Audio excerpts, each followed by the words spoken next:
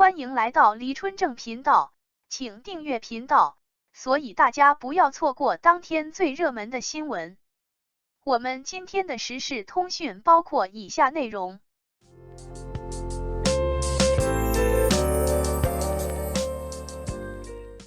谭松韵、井柏然归路评了我初恋意难平，你们和初恋结婚了吗？初恋最是难忘，或许后面认识的许多人都多多少少有他的影子，可却再也不会是他。01谭松韵和井柏然的归路，说真的，和一些博主推荐的时候说的一样，前面6集看的不太带劲，但是当静下来看到后面，还是很有感觉的。谭松韵饰演的归晓和井柏然饰演的陆晨两个人同学校不同级，在学长陆晨毕业的那一年，还在读高中的归晓和陆晨大概是一见钟情，然后两个人过了一个浪漫的暑假，之后便展开了爱情里最考验人的异地恋。隔三差五的打电话时间，成了归晓的精神食粮，是他进步的动力。而陆晨读的是警校，每天训练繁重，本来分享对方不参与的日常，应该能让异地恋的情侣巴巴一宿的事情，但是对于有些情侣来说，无法参与的生活就成了彼此没有共同语言，对方不能敏感地察觉到电话那边人的心情变化，两方不安全感都会急剧飙升，之后就算是不产生乱七八糟的误会，心中也会疲累，逐渐的不想分享，不想抱怨，最终两个人背对背越走越远，在恶性循环中结束美好初恋。归晓和陆晨就有一点这种趋势，归晓父亲出轨和母亲闹离婚，成了压倒归晓的最后一根稻草，他提出了分手。陆晨的骄傲和训练的繁重让他也突然失去了耐心，没有挽留。自此，两个人一别10年。02经年之后，我们步入社会，经历的事情越来越多，有些人甚至记不起和初恋为什么分手，只感慨的时候道，都是鸡毛蒜皮的小事情，但就这么错过了，是我太任性。也有记得清楚为什么，可也更是因为记得清楚，所以心中越发意难平。哪怕后来遇到很多人，条件比他好，却也找不回当初的心动懵懂。在归晓和陆晨复合之后，他和段柔说起分手原因的时候，心中也有感慨，年少的时候不把分手当回事，总是挂嘴边，不开心就说分手，有些任性了，忘了彼此互相理解。而陆晨和朋友也提及此事，难免遗憾，因为自己当时的骄傲让二人白白错过了10年时光。恋人之间，分手2字真的不该轻易提及，太伤感情。也有人抱怨，我只是等他来哄我，谁知道他一去不回，等再见，他成了别人的父亲。分手2字说起来简单的很，但是说多了，可能就成了真的。03初恋是很多人最难忘的感情，尤其是校园里的爱情。读书的时候，大多数人都是很纯粹的，不掺杂任何利益，就只是纯粹的喜欢这个人，因为和他在一起开心，因为他晦涩难懂的文言文都变得格外有魅力。可是，真正走到最后的初恋，却也不多。毕业季、分手季，刚步入社会，男女成长不同频，较劲利益的生活，让两个人分道扬镳也十分常见。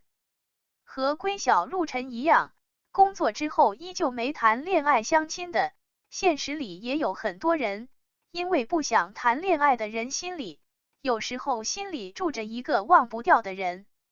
可是和陆晨归晓一样，双向奔赴等待的，又寥寥无几了。往往你还在悼念初恋，但你的初恋孩子都上幼儿园了。而就算是双向等待，真的在多年之后奔他而去的，又能有几人？归晓要了陆晨电话2年，才奔他而去。可是陆晨呢？陆晨哪怕知道他在哪里，心中惦念不已，却也没有勇气去寻。或许和陆晨工作性质有几分关系，但是撇开这些，现实里那些爱着却无法复合的情侣，是不是都怯懦了？又或者，其实是不够爱。等待只是为了感动自己，说等待也只是因为没有更好的出现。归晓奔陆晨去了，陆晨看他一个姑娘如此勇敢，也没再退缩，张开双臂拥抱她。这样的走向，说平了我们初恋的意难平，真的一点都不夸张。如果还单身，还爱着，大胆的去寻吧，别让遗憾伴终生。欢迎来到黎春正频道，请订阅频道，所以大家不要错过当天最热门的新闻。演活一个程潇就够了，谭松韵却演活6个角色，每个都惊艳众人。不得不说，85花之后断层严重，90花这批里最出众的杨紫和迪丽热巴基本还是主攻流量路线，在言情剧或者红毯上显现美貌。但要说演技拿得出手还有代表作的，就得提到谭松韵了。在2022年末，谭松韵搭档王凯主演的《向风而行》迎来大爆，剧里谭松韵饰演的女主程潇性情爽朗，对梦想更是有着自己的执着和坚定。人设上虽然有一定的争议性，但谭松韵确实把角色的特性展现了出来，和王凯对戏也丝毫没有落于下风，而这个角色也只是谭松韵演艺生涯里最出彩的角色之一，明明演活一个程潇就够厉害了，此外谭松韵还演活6个角色，每个都惊艳众人。《甄嬛传》里的一股清流纯贵人，纯贵人之所以被说是剧里的一股清流，主要就是因为在尔虞我诈的后宫里，她永远能保持小女孩的天真和单纯，也和甄嬛成了好姐妹。谭松韵出演该剧的时候刚好20岁，正是青春时期，娃娃脸更显得可爱有朝气，一双大眼睛尽显懵懂，到甄嬛的住所就大肆的吃起东西，脸上还有娇憨感，非常讨喜。而谭松韵在诠释可爱一面之时，力度拿捏准确到位，完全不会给人矫揉造作的感觉，成功将角色形象立住。等到纯贵人因为意外知道了华妃的秘密被灭口，也是让诸多剧迷心里一梗。虽然算是个小配角，但该剧的知名度实在太高，谭松韵可能比不少剧里的主角都令人印象深刻。最好的我们中开朗乐观的耿耿，最好的我们真就是校园剧迷绝不能错过的经典了。豆瓣评分高达 8.9， 剧里耿耿和余淮青涩又真挚的情感令人记忆犹新，哪怕是同系列的其他改编剧也难以超越。大家应该也难以想象，谭松韵出演耿耿的时候已经25岁了，可是到剧里演起高中生却毫无违和感，短发造型清新可爱，头卡在护栏里和男主出狱的一幕真就成了名场面。剧里谭松韵也是尽情展现了角色的青春活力，几乎没有什么表演痕迹，尽可能的把角色特性诠释了出来。结局里和男主重逢，眼底的笃定和坚决也成为了剧里的一大亮色。以家人之名里的朝气蓬勃的李尖尖，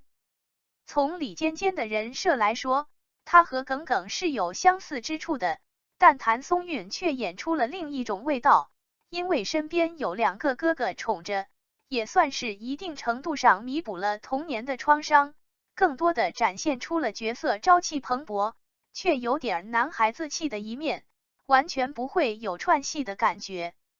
等到长大之后，李尖尖因为被第2次抛弃，眼神和状态上显得更加落寞，加上工作的摧残，让他身上的成熟和沧桑清晰了起来，形成了较大的反差感。一眼就能看出来，谭松韵的演技进步了，而她也是凭借该角色成功入围了白玉兰最佳女主，咖位水涨船高。锦心似玉里精明干练、敢于反抗的罗十一娘。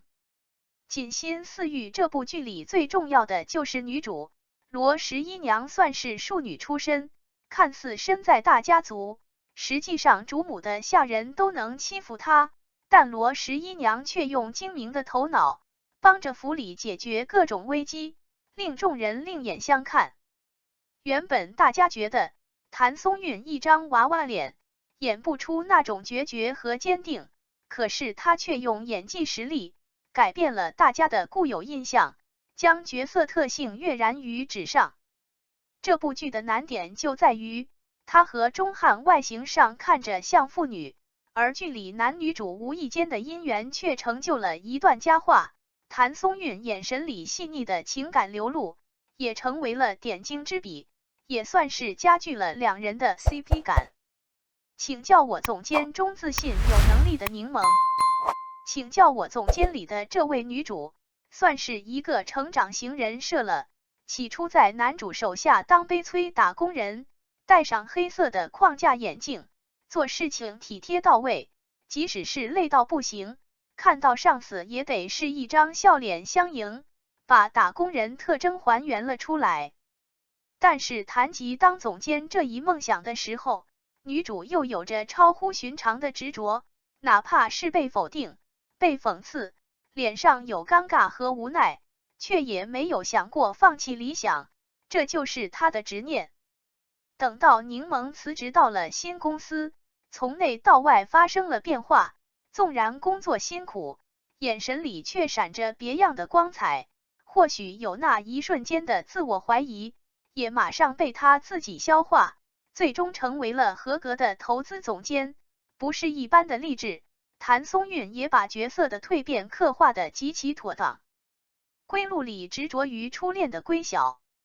热播剧《归路》里，谭松韵饰演的归晓人设上更多的像是为了情感服务，没有那么丰满。几集看下来，能感觉到她算是个内敛文静的女生，少年时期和男主相爱，自此没有再喜欢上别人，直到和男主再度重逢，尘封的心再次被打开，一发不可收拾。剧里涉及到了主演高中时期的镜头，而今年32岁的谭松韵再度演起了高中生，要是换成其他同期小花，可能就会被嘲装嫩了，但谭松韵满脸的胶原蛋白，特别可爱有灵气，完全没有违和感。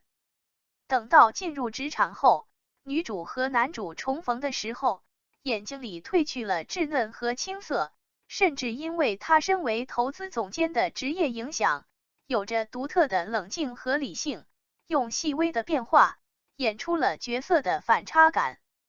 不过和男主谈起恋爱，女主真的再度回归了那种小女孩的娇气感，相处也是非常自然，不会太过刻意。这波井柏然和谭松韵的 CP 也是让人直呼磕到了。总而言之，谭松颜值和演技在线，也算是90花里出彩的存在了，而且演戏在精不在多，每一个角色都特别有自己的特色，